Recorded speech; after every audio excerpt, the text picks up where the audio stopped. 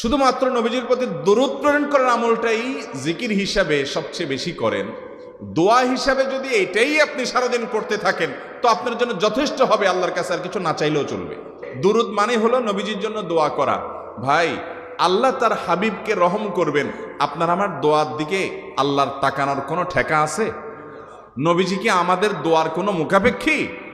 কিন্তু আমরা তার জন্য দোয়া করলে ওই চান্সে আল্লাহ তাআলা আমাদের প্রতি অনুগ্রহ করবেন। একবার না, আপনি নবীজির প্রতি একবার রহমতের দোয়া করবেন, একবার দুরূদ পাঠ করবেন, মান সাল্লা আলাইয়া মাররাতান সাল্লাল্লাহু আলাইহি আশারা।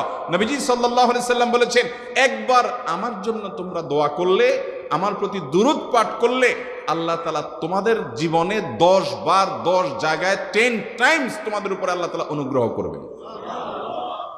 আপনি টেরও পাবেন না কত জায়গায় আল্লাহ অনুগ্রহ করেছেন, আল্লাহ বাঁচাই দিয়েছেন, একটুর জন্য শেষ হয়ে যান নাই। ওই যে দুরূদ পড়ছেন,